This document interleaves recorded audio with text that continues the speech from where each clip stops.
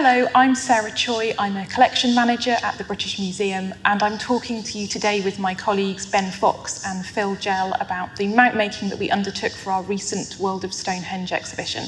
So the World of Stonehenge was a major exhibition which was held at the British Museum earlier this year. It aimed to showcase the world of prehistoric Europe during the time that Stonehenge was constructed and in use.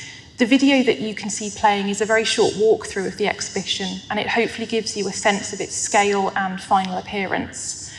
Over 700 objects were displayed, and this presented a considerable challenge in terms of planning, mount making and installation.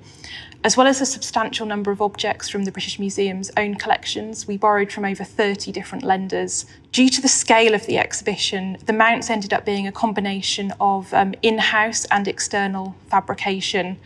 Over 250 mounts were produced, 150 of which were made in-house and the remainder by external mount makers. In particular, we worked with Simon Meiklejohn on the Henge mount and with Plowden and Smith on the axe wall.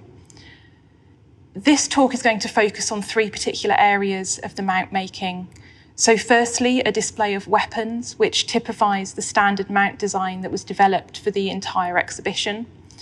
Secondly, how we worked with Plowden and Smith to create an X-case display of 90 hand axes and the mounting system that we created with them. And then finally, how we displayed the 6,000-year-old sweet track walkway, which had to be on open display. Many of the decisions that we took about the mount making was very much based on time limitations, on the number of objects, and on the complexities of installing during the COVID pandemic. So we hope this talk will explain some of our decisions in a little bit more detail, and that it will be an interesting case study of how we worked with external mount makers.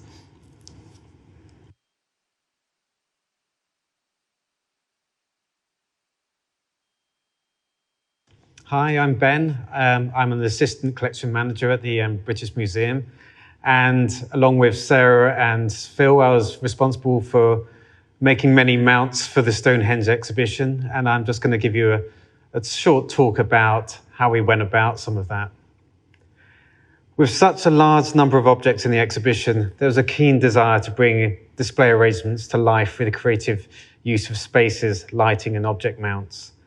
In design meetings, it became evident that particular case displays would benefit from mounting solutions which could elevate exhibits, producing a dynamic effect in conjunction with case inserts, lighting, and occasional audio-visual elements. After 2.5 years of outsourcing the majority of mount making for our exhibitions, we were back to producing in-house for a blockbuster exhibition requiring us to design and make around 150 mounts for a wide variety of objects, with only the Henge and axe wall mounts going out to tender. Phil and I were their primary mount makers and formed a production line active over a number of months. With a hectic mount making and installation schedule lying in wait, the following points were key to mount design and production. Establishing a house style, providing continuity across displays, defining object support needs and mount complexity. Mounts needed to be fitted into cases quickly and effectively. Objects needed to be securely installed without difficulty. Compared to others in the exhibition, Case 49 has quite a simple display of objects, but it's a good example to break down our process of mount production and installation.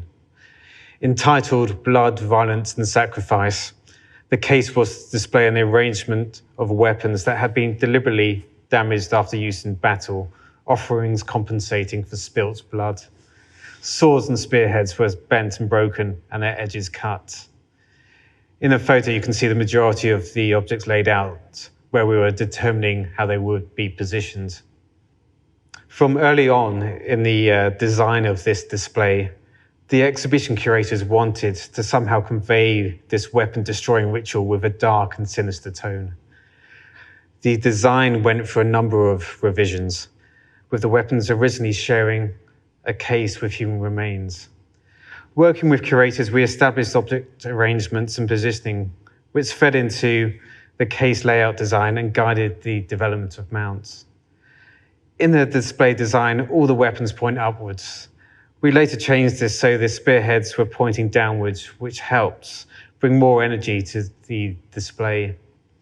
In the end, it was decided that all of the objects would be mounted, projecting relatively flat objects out from the backboard and accentuating the damage and distortion inflicted on the weapons. Cataloguing each object's support needs and the way it would be displayed allowed us to define a level of complexity, type of mount, and production time. This method had been developed a few years earlier for the Al-Bukhari Gallery project, the subject of a forum talk in 2018. For this case, the distorted swords required a higher level of mounting, whereas the spearhead mounts were more straightforward but still needed adequate support as they would be displayed in tilted positions. Here we have the mounts for the larger spearheads, along with a close-up shot showing the reverse of a mounted object, and here they are in front of me too. As part of the overall design scheme, all the brass mounts in the exhibition had to have a sandblasted finish, so clean and unfussy soldering and metalworking was essential. After a long period not making mounts, I felt the pressure to regain skills quickly. And here in this photo, we see the majority of the mounts created for this case. All the areas of a mount which came into contact with the object were softened and sueded polyethylene. The mounts were labelled up with descriptions, exhibition and registration numbers, along with the diameter of the mount stem. Photos of mounted objects were also taken for reference. So we come to installation. With a tight schedule, we needed to install the mounts and objects as efficiently as possible. To speed things up, paper templates of the objects were made, allowing us to define final positioning with curators without having to use the actual objects. The templates also marked the position of mount stems, allowing us to drill and fit the mounts quickly. Having made a lot of mounts, I wanted to install them as accurately as possible, and a drill guide, as we have here, was invaluable for keeping things straight. Once installed, we then defined how far objects needed to project out and fine-tune positioning. With everything installed, the details of the damaged weapons were picked out by case lights, with the gallery lights turned down as in many parts of the exhibition to bring a more dramatic edge to the display. And in this photo, we see the final display. Although individual cases had specific narratives and arrangements, it's important to mention the accumulated dynamic effect of using mounts through the exhibition to accentuate the physical, functional, and emotional qualities of the objects and their histories. Thank you.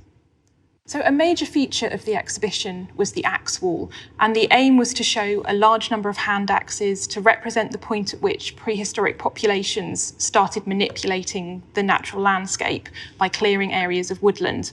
So it was initially intended to show over 300 axes, and this photo that you can see shows an early stage of the planning.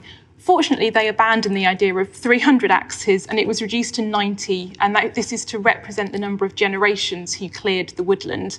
So the challenge was to turn the collection of objects from this image into this, which is how the designers envisaged they'd be displayed.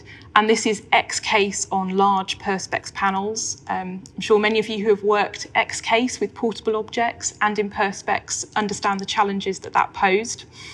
So obviously, the first is object safety. These are hand axes, they're portable and they're on open display. So our mounting system firstly had to be secure as well as discreet. Also, we had to consider the time to make the mounts. So this is 90 mounts. And when we consider the volume of the mount making across the entire exhibition, we decided to treat this as a discrete package and work with an external mount maker. And we chose to work with Plowden and Smith on this particular aspect of the mount making. And we also had considerations around the installation. So we had to find a system that would minimise the amount of work we had to do during installation, where we had over 700 objects to install, and also allow for there still to be some tweaking to the design. To help with this, we made a prototype mount and a prototype object. So this is not a real hand axe, it's a beautifully rendered version in leftover wood. And so we had several considerations when we were working with Plowden and Smith. Firstly, the axes couldn't leave the museum, so they had to come to us every time for measuring up and fitting. For safety, the axes had to have this top set of returns, so they couldn't be removed from the wall. And so it became very clear that a modular system would be needed. We also had to consider how the mounts were going to be attached into the perspex wall, and that the designers would want some flexibility in the distance of the object from the backboard. And we also had to consider how to make the installation of them as straightforward as possible, given the wider context of a very, very complex installation. So Plowden and Smith came up with a 3-part mount. So this was a central square section with either 1 or 2 stems, which depended on the weight of the object, and then an upper and lower set of returns, both held in place with a grub screw. So this allowed Plowden and Smith to fabricate the mount in their own workshop and then bring them to the museum for final fitting of the top and bottom set of returns. And the removable upper and lower returns gave a good degree of flexibility when actually fitting the mounts. The British Museum then fabricated the receivers, which there were 140 of these made in total, and this would then allow for the depth of the object from the backboard to be altered at installation. We knew that we wouldn't have time during the installation to lay out the objects, and for the curators and designers at that point to decide where they wanted everything to be positioned. And we also really wanted to minimise the need for drilling into the perspex during the installation time. As you know, the dangers of working with perspex are one wrong move and the panel can crack very easily. And these were panels that we knew couldn't be replaced due to their size. So we decided what we would do is ask the build contractors to pre-drill the holes for all of the mount stems in advance.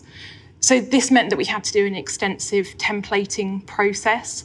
So we replicated the size of each panel in paper, and then this allowed the curatorial and design teams to lay the axes out, which is what you can see being done in one of the images.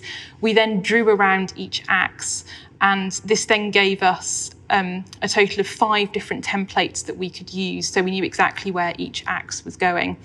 Then when Plowden and Smith came to measure everything up, they were able to mark the stem positions on our templates. We then did a double check when the final mounts came to us, and so we were able to make a template to pass to the contractor, and they could then drill the holes for us. So when we came to install, everything was ready to go. So the installation itself turned out to be one of the most straightforward parts of the process. It only really took a day and a half to install the receivers, the mounts, and the objects. And this was because of the extensive templating process. So the receivers were fitted into place, and then the mounts put into position, and then the objects finally installed on the mounts. So although a lot of planning, preparation time, the payoff was a very quick installation, which we needed given the complexity. And so this is the finished axe wall. It was a very popular part of the exhibition. Visitors really enjoyed it. They enjoyed being able to see the objects without glass in front of them. There are probably a few things I'd like to change. Some of the angles aren't quite right, but I think given how complex this was, how little time we had, that it was a successful display.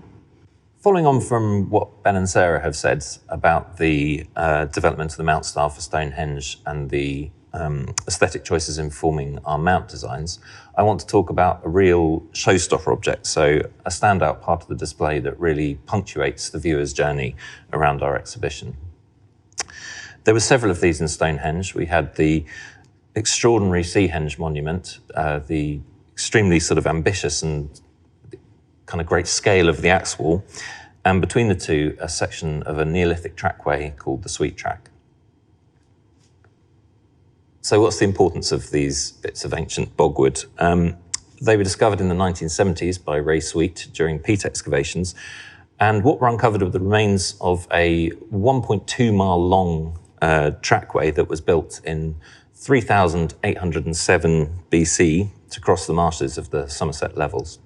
So this is a pretty remarkable piece of Stone Age engineering, not for something monumental like Stonehenge itself, but for something a bit more prosaically utilitarian.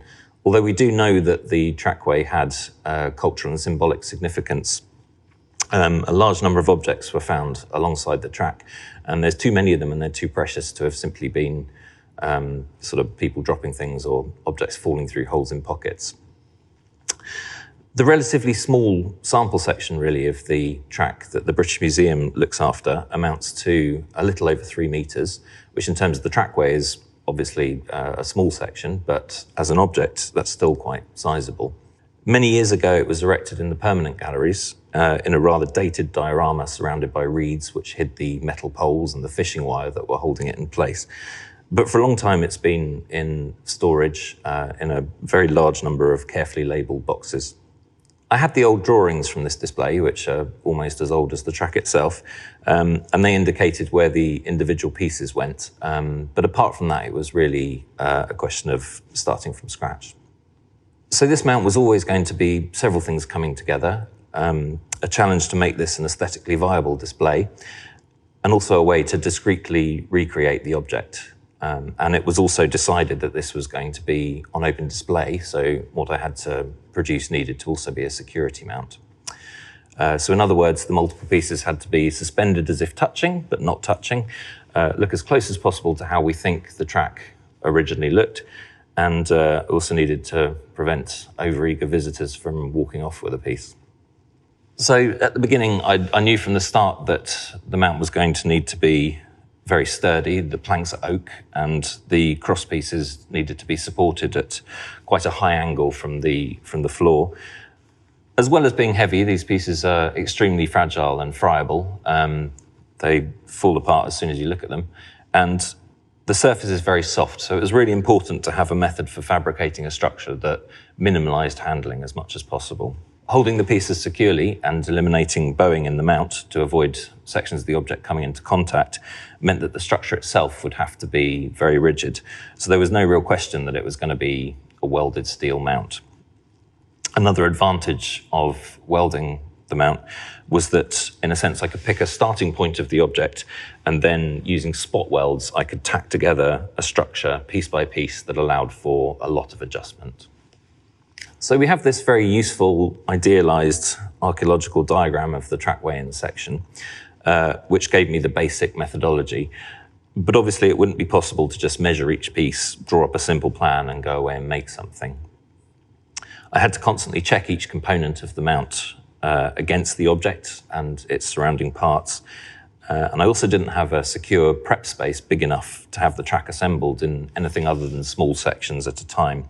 So there was a lot of going back and forth, making comparisons between pieces of the object, pieces of the mount, and other pieces of the mount. I began with the uprights. I started with a pair of cross stakes, one laid diagonally on a piece of paper, and the other suspended above it, resting on dense foam.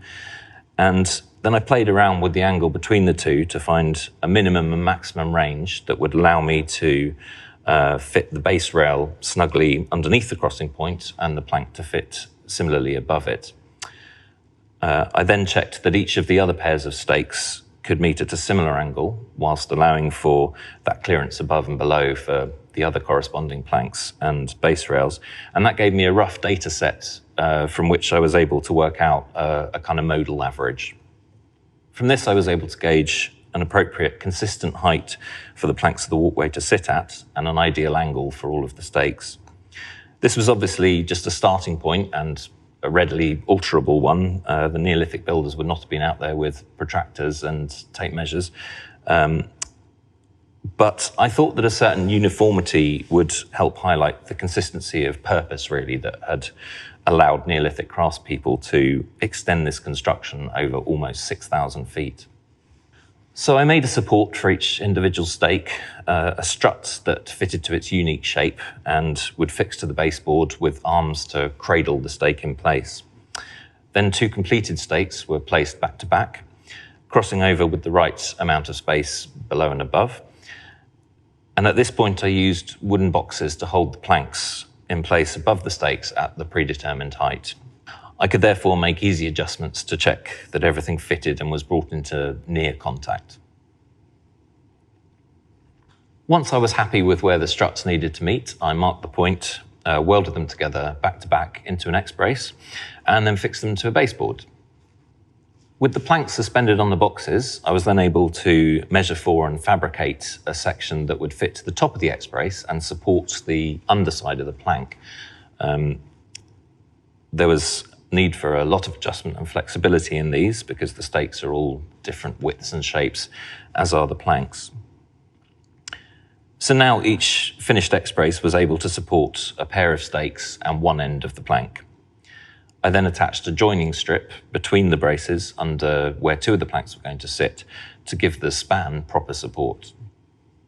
The plan originally was to attach small arms underneath the crossing point of the X-brace, which would hold the base rails in place.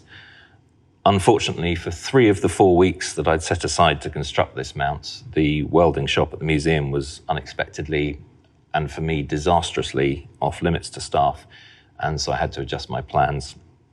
The schedule was just too tight, and there were still many other mounts that Ben and I had to work on, including a large number of mounts for loan objects which were arriving during the install period. So I ended up with a bit of a compromise. The under rails had to be sat on basic vertical supports coming up from the deck, which meant that they were more visible. But the advantage of this was that the already constructed parts of the mount could be cleaned up and spray painted whilst I worked on those last sections. Similarly, I didn't have time to make the security fittings as I had planned, and what I ended up with were a series of brazed brass brackets which attached to the welded frame with security screws once the object parts were in place. This was fine and relatively discreet, but not the kind of hand-in-glove system I'd envisaged with machined slots for sliding parts that would give a really nice snug fit. Sarah, Ben, and our excellent colleague Rachel Mortlock gave me a lot of their time at this very last rushed stage, grinding, brazing and painting, for which I'm immensely grateful, especially as we started to get into the last few hours before install. As we were so close to the wire at this stage, install was the first time that I was able to properly see the mount all laid out and try the whole object on it. We set up tables next to the install space for a final fit and check, and to allow me to make a template, a very simple one that just mapped out the object, so we could center it on the display pedestal and to show where the holes needed to be drilled to fix the braces down. At this stage, I could also work out how close the various sections of the walkway needed to be to each other.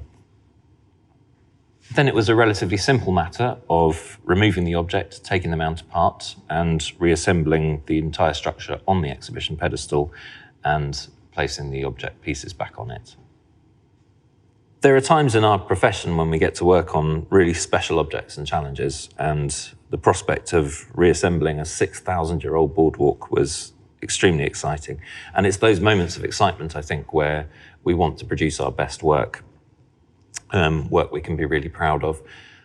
Unfortunately, this ended up being an occasion where time and circumstances beyond my control, chiefly losing the welding room for 3 weeks, and the unavoidable slowdown of COVID safe working restrictions, just meant lowering my sights a bit and focusing on just getting the object in. I think it probably looked fine for the average viewer, but it didn't quite match up to my initial vision of it. Nevertheless, this was a fascinating problem to work on and a really ambitious design decision to make the Sweet Track, this amazing artifact, so accessible. And hopefully the museum will display it again one day so I can have another crack at it. Thank you for the opportunity to present at the 2022 Forum. This was a very special exhibition, one we were all very proud to have worked on, and it's great to be able to share it with you.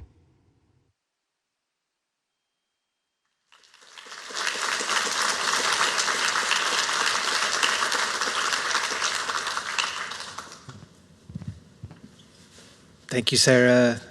Thank you, Ben. Sarah. Thank you, Phil. Do we have any questions? We do have a virtual question. Yeah. Someone wanted to know, how were the receivers inserted into the plexi?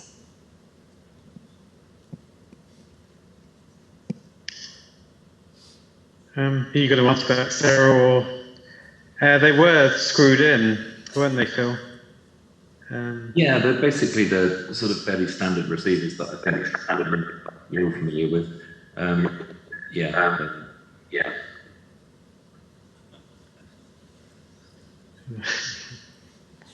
Were they threaded in, or were they netted up from the back?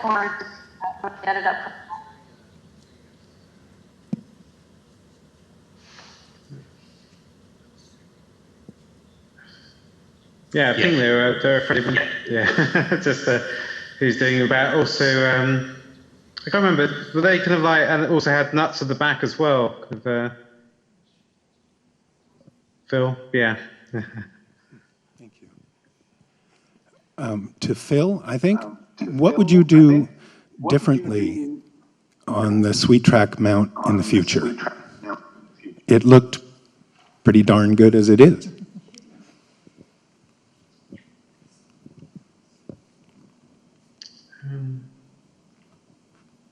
Sorry, I couldn't hear the question. What would you do differently for the sweet track mount in the future? So I think the fact that it was on open display meant that the mount had to be kind of chunkier than I was expecting. I also would have liked to have had to make it more subtle. But as I say, the problems with having access to the welding room just meant that it was very rushed. But yeah, I mean, it's an incredible, great challenge. Just, you know, like sometimes you have a sort of vision of how something's going to look, and it just didn't quite make it.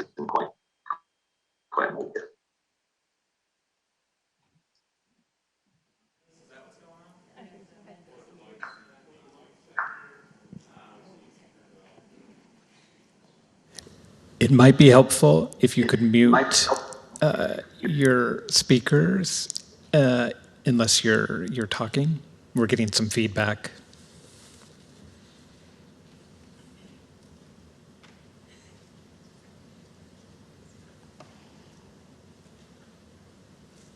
We have another virtual question. How long was this exhibition installed? It looks like a longer-term installation with all that casework. And who was the case maker again? So we, our case maker, we have a reusable system of cases in the British Museum. It's a Hahn Lauder system, so it's almost a flat pack system. So for every exhibition, we're able to reconfigure the showcases into what's required. And we then occasionally have bespoke cases made, and they're generally in Perspex. The show lasted from February to July, which was really short for the amount of work that we had to do. It felt like we were installing a permanent gallery, to be honest. But I think how we installed it is going to influence some of the new permanent galleries that will happen in the museum in the future. And hopefully a lot of those mounts can be reused. And the installation itself took 4.5 weeks in total.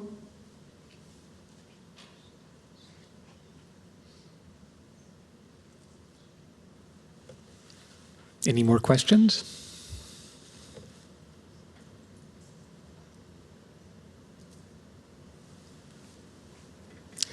Thank you, Sarah. Thank you, Phil. Thank you, Ben. Great presentation. Beautiful, beautiful exhibit. Congratulations.